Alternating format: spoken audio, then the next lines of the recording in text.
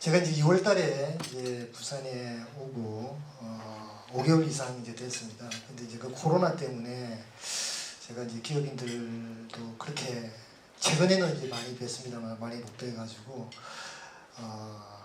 이번 기회에 오늘도 여러분 뵙게 돼서 굉장히 이제 좋은 기회인 것 같습니다. 제가 오늘 이제 어떤 내용을 좀 할까 이렇게 하다 보니까 여기에 또 다양한 우리 부산에 우리 공공기관에 계신 분, 우리 기업에 계신 분, 학교에 계신 분, 종교에 있으신 분, 또 소상공인도 계시고 그래서 어떤 부분을 할까 우리 이제 정책 부분을 이야기를 하면 또 사부분들 이런 게 좀 재미없지 않을까 그래서 제가 한국 경제 우리 중소기업을 이해하기 위해서는 그 한국 경제 그리고 중소기업에 대한 이해를 아주 원론 수준에서 내가 가진 생각 중심으로 조금 말씀을 드리고 시간이 허용하면 4차 산업혁명과 인적개발 부분 그것도 제 생각이거든요. 제가 그래서 그 부분에 대해서 좀 말씀을 드리도록 그렇게 하겠습니다. 라고 좀 제목이 좀 거창합니다만은 안에 내용들은 여러분들이 다 아시고 계시는 그런 내용들일 겁니다. 아까 이제 소개했지만 이제 잠시 또 말씀드리면 제가 이제 거주를 지금 이제 제가 부산에서 태어났습니다. 부산 요 근처에서 태어났거든요. 그 혹시 부정국민학교 아시는지 모르겠지만 여기서 이제 보이는 쪽에 있습니다. 그래서 이제 제가 초등학교는 강안리에서 나왔지만 5학년 때까지 부정국민학교에서 이렇게 왔었습니다. 제가 며칠 전에 이제 이렇게 생각이 나서 여기 이제 오게 있었거든요. 그 이제 행사가 한 1시간 정도 이렇게 남아서 일대를 이렇게 둘러봤습니다. 그때는 여기 이제 단감동에서 흐르는 하청이 있었고, 이 자리에 이제 부산상고가 있었죠. 그다음 서울 로타리가 있었고, 그런 이제 물론 이제 부산상고가 바뀌었다는 걸 알고 서울 로타리가 바뀌었다는 걸 알지만 그래도 옛날 제 추억을 생각하면서 한번 거닐어봤습니다. 거닐어봤는데 깜짝 놀란 게 정말 옛날 흔적들은 찾아볼 수가 없었거든요. 오로지 있는 건 이제 부전국민학교밖에 없었습니다. 그것도 이제 학교 틈만 있고 그 주위에는 이제 또 다 뭐 아파트나 다 바뀌어 있더라고요. 그래서 제가 느낀 게 그때가 이제 70년대였는데 70년대 이후에 우리는 변화를 모르고 이렇게 살아가지만 나중에서 와보면은 거의 모든 것이 다 변해있구나 이제 그런 걸 느꼈습니다. 어쨌든 이제 여기 며칠 전에 여기 와서 이제 그런 걸 느꼈고 그 제가 이제 고등학교 때까지 부산에서 살다가 그 다음에 이제 서울로 이제 대학 때문에 이제 서울로 왔습니다. 대학 처음 그때 당시 이제 면접이었죠. 면접 보러 이제 처음으로 서울을 가봤습니다.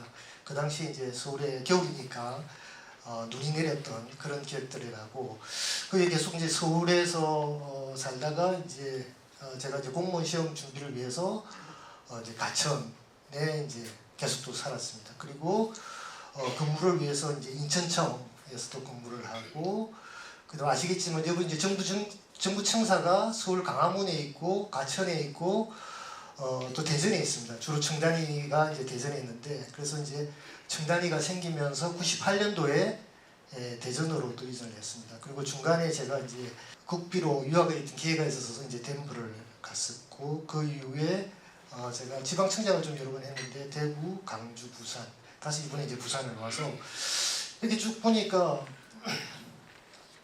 제가 그 전국에 울산 빼고 강력시는 다 가본 것 같더라고요. 그래서 이렇게 쭉 이렇게 가보면 가서 이렇게 또 생활해 보니까 역시 제 고향인 부산이 그래도 좀 매력적인 게 아닌가.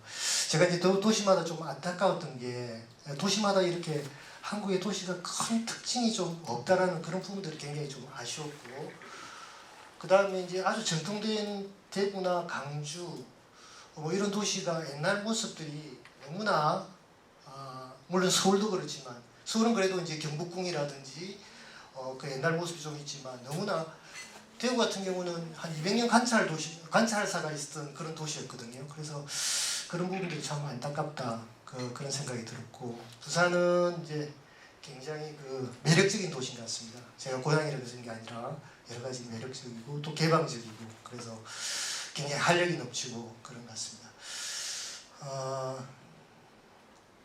여기 이제 제가 이제 17년도에 서강대학교에 이제 공무원과 민간 교류로 해서 이제 그런 게 있었거든요. 이제 서강대는 사립대학이니까. 그래서 기술경영대학원에 이제 초빙 교수로 1년 동안 있으면서 우리 청년들을 이렇게 좀 동기부여를 하고 이렇게 한다는 게 굉장히 보람된 일이구나, 이런 생각을 또 가졌었습니다. 그러면 이제 본 강의로 이렇게 좀 하도록 하겠습니다. 우리 경제는 뭐 누구든지 다 이야기합니다만은 정말 세계사의 유례가 없는, 제가 생각할 때 인류사의 유례가 없는 정말 대단한 나라가 아닌가 이렇게 생각합니다. 폐허 속에서 경제 성장의 어떤 기적을 이루고 경제와 민주주의를 동시에 이룬 국가가 없는 것 같습니다. 1900, 그러니까 이제 그 원초는 조선 말에 우리가 잘못된 정책, 그리고 현명하지 못한 위정자의 어떤 그런 판단으로 세국 정책을 비롯해서 그렇게 이제 발단이 되었고, 그러면서 이제 1930년대 자업분열이 굉장히 극심했었죠. 그리고 이제 해방을, 그런 과정 속에서 해방을 이루면서 또 자업분열에 의해서 이제 분립이 되는 어떤, 그리고 6.25 전쟁을 겪으면서 세계 최악의 이제 그런 경제 소득 측면에서 어떤 국가였던 것 같습니다. 61년도에 우리나라 국민 소득이 82불, 필리핀이 이제 250불. 그 당시 이제 지금 장충 체육관이 이제 필리핀에서 원조를 했다는 건 유명한 이야기죠. 근데 14년도에 이제 국민 소득이 지금 이제 3번불 넘었습니다만은 필리핀과 이제 비교하기 위해서 필리핀이 1,500불이라고 합니다. 그때 이제 우리나라는 28,000불. 그러니까 이 엄청난 격차가 있었죠. 65년도에 이렇게 비교를 해보니까 홍콩이 우리보다 그 당시에 65년도에 경제성장 과정 막 이제 3년 지났을 때인데 홍콩이 우리보다 6배 잘 살고, 싱가포르가 5배 잘 살고, 가봉이 4배를 잘 살고, 잠비아가 3배를 잘 사는 그런 나라였습니다.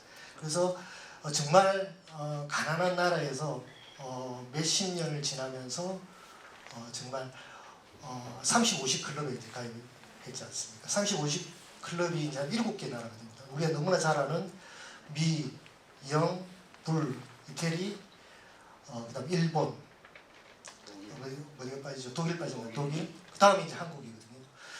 그 30이라는 것은 이제 3만 불, 50은 인구 규모 5천. 그러니까 잘 살면서 그래도 경제 규모를 갖춘 국가가 이렇게 2차 대전 후에 가입된 나라는 우리나라밖에 없는 거죠. 그러니까 정말 이런 기적들이 아무것도 없는, 사람 말고는 없는 거 아닙니까? 사람 말고는 없는 그런 나라에서 정말 3050 클럽에 이렇게 가입을 했다는 거죠.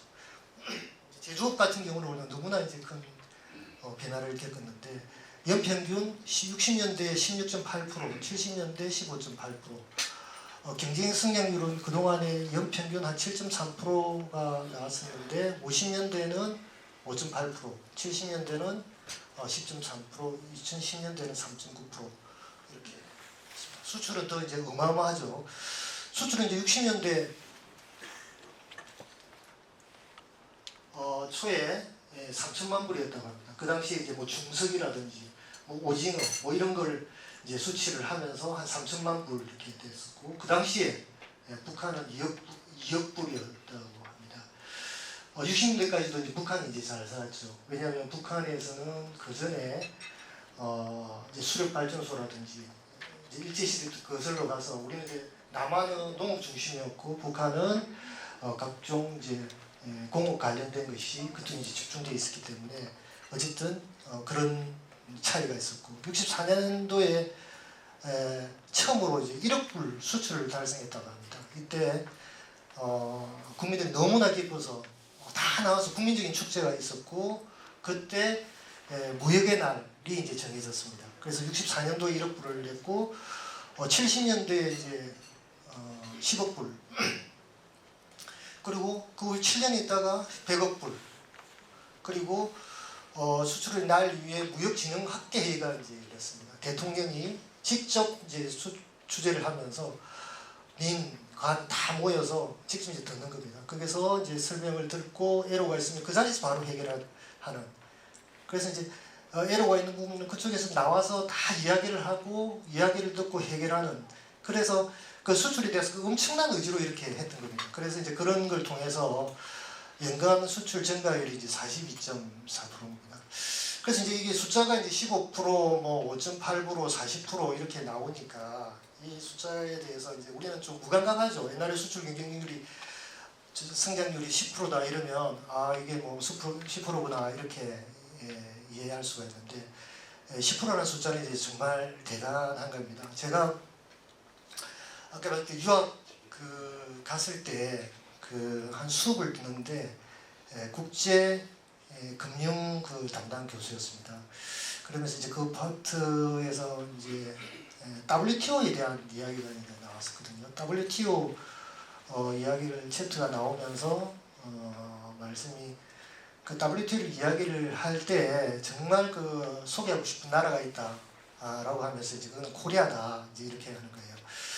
코리아는 정말 아까 말씀드렸듯이 정말 찢어지듯이 가난한 그런 나라였는데 WTO 전신이 이제 가트였습니다. 그러니까 그동안에 이제 수출에 대한 규제를 완화하기 위해서 관세 이런 인하 협정이 이제 가트였는데 이런 가트 체제에서 가장 혜택을 본 나라가 이제 코리아다.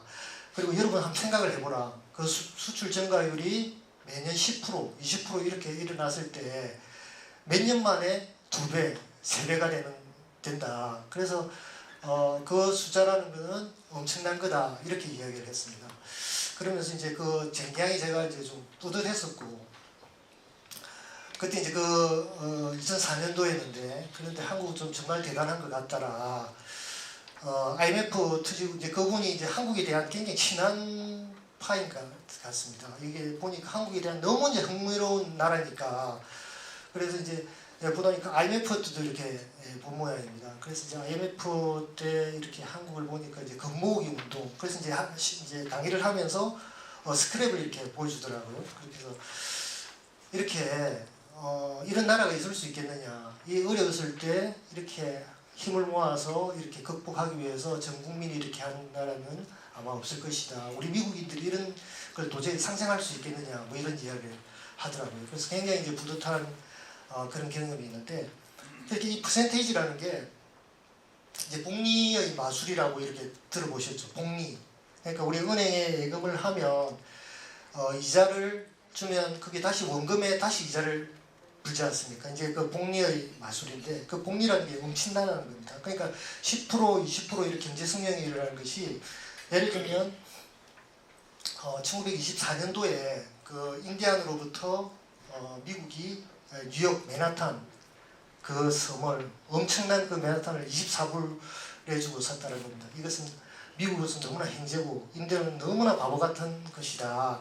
이렇게 이제 이야기를 보통 많이 듣지 않습니까? 근데 그걸 이제 복리의 개선으로 이렇게 해보면 24불을 1924년도에 만약에 연리 10%로 이렇게 은행에 예금을 넣어뒀다. 그러면 얼마였느냐? 30조 불이라는 겁니다. 30조 불. 근데 현 시세 맨하탄 그 도시의 건물이라든지 이런 시가를 다 해보니까 600억 불이라는 거죠. 그러니까 결국 만약에 인디안이 그 땅을 가지고 은행에 넣어뒀더라면 훨씬 더 나을 것이다. 이제 이런 겁니다. 그만큼 복리라는 것이 이제 정말 대단하다는 거죠. 그래서 우리가 경제 성장률 10%, 수출 증가율 42.4%라는 것은 너무나 경이적인 숫자다 이렇게 말씀을 드릴 수 있겠습니다.